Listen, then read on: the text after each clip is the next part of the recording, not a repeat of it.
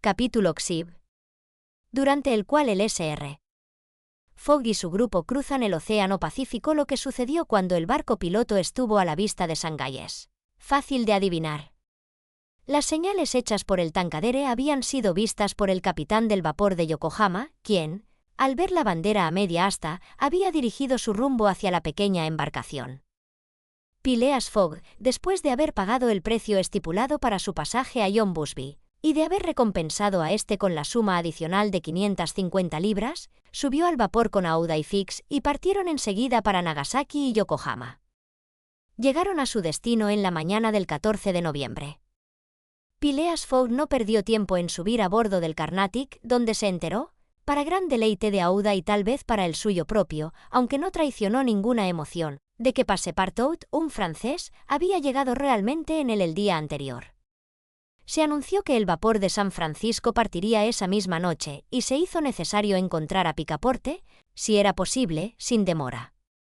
El señor Fogg se dirigió en vano a los cónsules de Francia e Inglaterra, y después de vagar por las calles durante mucho tiempo, empezó a desesperar de encontrar a su criado desaparecido.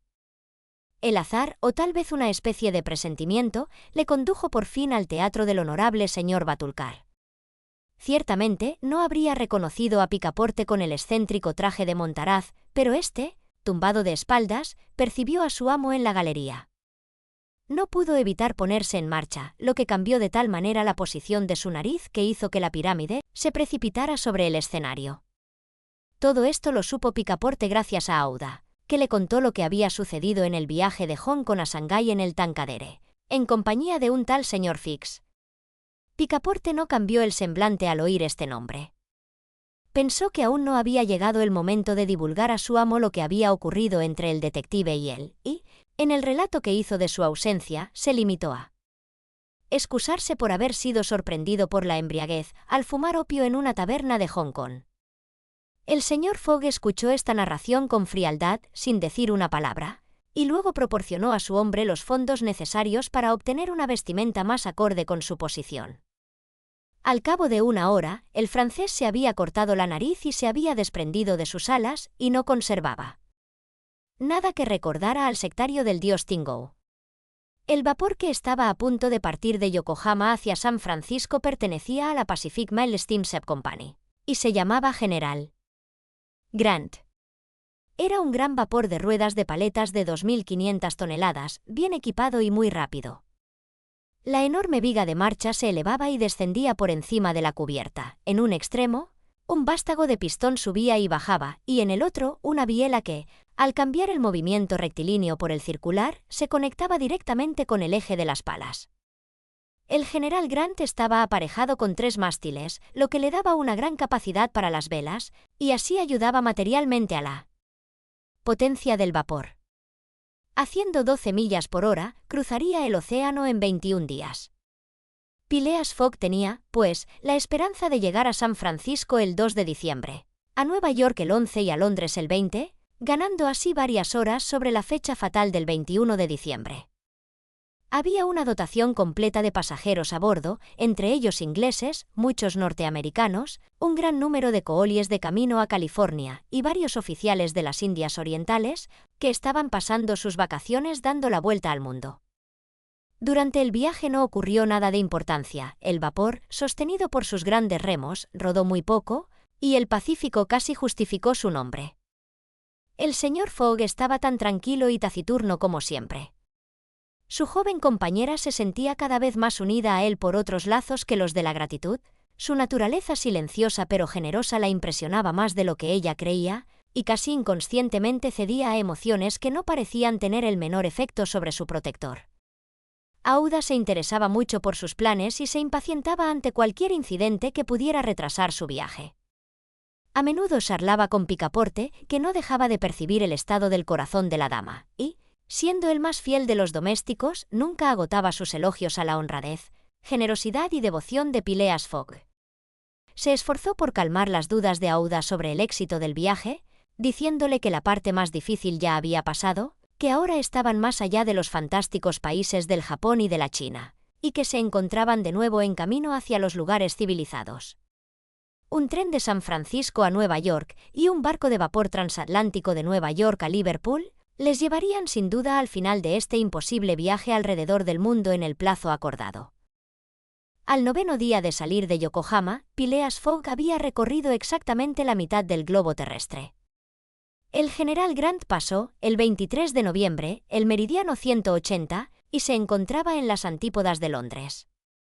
Es cierto que el señor Fogg había agotado 52 de los 80 días en que debía completar el viaje y que solo le quedaban 28. Pero, aunque solo estaba a mitad de camino por la diferencia de meridianos, en realidad había recorrido las 2/3 partes de todo el viaje, pues se había visto obligado a dar largas vueltas de Londres a Adén, de Adén a Bombay, de Calcuta a Singapur y de Singapur a Yokohama. Si hubiera podido seguir sin desviarse el paralelo 50, que es el de Londres, la distancia total solo habría sido de unas 12.000 millas, mientras que se vería obligado, por los métodos irregulares de locomoción, a atravesar 26.000, de las cuales había cumplido, el 23 de noviembre, 17.500.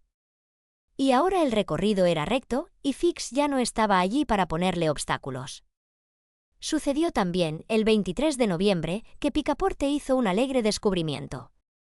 Se recordará que el obstinado compañero había insistido en mantener su famoso reloj familiar en la hora de Londres, y en considerar él de los países por los que había pasado como bastante falso y poco fiable. Ahora, en este día, aunque no había cambiado las manecillas, descubrió que su reloj coincidía exactamente con los cronómetros del barco. Su triunfo fue divertidísimo. Le hubiera gustado saber qué diría Fix si estuviera a bordo. El pícaro me contó un montón de historias, repitió Picaporte, sobre los meridianos, el sol y la luna. La luna, en efecto, la luz de la luna, más bien. Si uno escuchaba a ese tipo de gente, qué tiempo más bonito se pasaba. Estaba seguro de que el sol se regularía algún día con mi reloj. Picaporte ignoraba que, si la esfera de su reloj se hubiera dividido en 24 horas, como los relojes italianos, no tendría ningún motivo de exultación, porque las manecillas de su reloj, en lugar de indicar como ahora las 9 de la mañana, indicarían las 9 de la tarde, es decir, la hora 21 después de medianoche, precisamente la diferencia entre la hora de Londres y la del meridiano 180. Pero si Fix hubiera podido explicar este efecto puramente físico, Picaporte no lo habría admitido, aunque lo hubiera comprendido. Además, si el detective hubiera estado a bordo en ese momento, Picaporte habría discutido con él sobre un tema muy diferente y de una manera totalmente distinta. ¿Dónde estaba Fix en ese momento? En realidad estaba a bordo del general Grant. Al llegar a Yokohama, el detective, dejando a Mr. Fogg, a quien esperaba encontrar de nuevo durante el día, se dirigió inmediatamente al consulado inglés, donde encontró por fin la orden de detención. Esta le había seguido desde Bombay y había llegado en el Carnatic, en cuyo vapor se suponía que él mismo estaba. La decepción de Fix puede imaginarse cuando reflexionó que la orden era ahora inútil.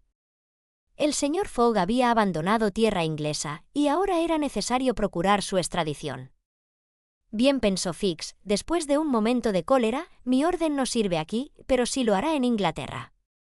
Evidentemente, el bribón tiene la intención de volver a su país, pensando que ha despistado a la policía. Cielo permita que quede algo. Pero el tipo ya ha gastado en viajes, recompensas, juicios, fianzas, elefantes y toda clase de cargos, más de 5.000 libras. Sin embargo, después de todo, el banco es rico.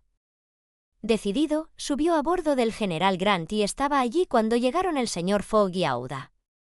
Para su total asombro, reconoció a Picaporte, a pesar de su disfraz teatral. Se escondió rápidamente en su camarote para evitar una explicación incómoda, y esperó gracias al número de pasajeros pasar desapercibido por el criado del señor Fogg. Ese mismo día, sin embargo, se encontró cara a cara con Passepartout en la cubierta de proa. Este último, sin mediar palabra, se abalanzó sobre él, lo agarró por el cuello y, para diversión de un grupo de americanos que inmediatamente empezaron a apostar por él, administró al detective una perfecta andanada de golpes que demostró la gran superioridad de la habilidad pugilística francesa sobre la inglesa. Cuando Picaporte terminó, se encontró aliviado y reconfortado. Fix se levantó algo desarreglado y mirando a su adversario, le dijo fríamente: ¿Has terminado? Por esta vez, sí. Entonces déjame hablar contigo. ¿Pero yo? En los intereses de tu maestro. Picaporte pareció ser vencido por la frialdad de Fix, pues le siguió en silencio, y se sentaron aparte del resto de los pasajeros. Me has dado una paliza, dijo Fix. Bien, lo esperaba. Ahora, escuchadme. Hasta ahora he sido el adversario del señor Fogg. Ahora estoy en su juego. Ah, gritó Picaporte, ¿estás convencido de que es un hombre honesto? No, respondió Fix con frialdad, lo considero un bribón. No os mováis y dejadme hablar.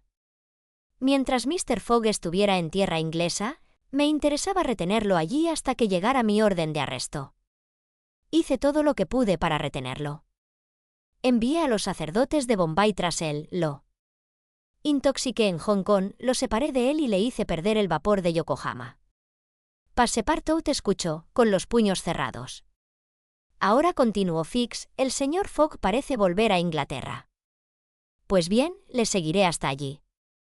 Pero en lo sucesivo haré lo mismo para apartar los obstáculos de su camino que lo que he hecho hasta ahora para ponerlos en el suyo. He cambiado mi juego, como ve, y simplemente porque era para mi interés cambiarlo. Su interés es el mismo que el mío, pues solo en Inglaterra podrá comprobar si está al servicio de un criminal o de un hombre honrado. Picaporte escuchó con mucha atención a Fix y se convenció de que hablaba con toda la buena fe. ¿Somos amigos?, preguntó el detective. ¿Amigos? No, respondió Picaporte, pero aliados, tal vez. Sin embargo, a la menor señal de traición, te retorceré el cuello. De acuerdo, dijo el detective en voz baja. 11 días después, el 3 de diciembre, el general Grant entró en la bahía del Golden Gate y llegó a San Francisco. El señor Fogg no había ganado ni perdido un solo día.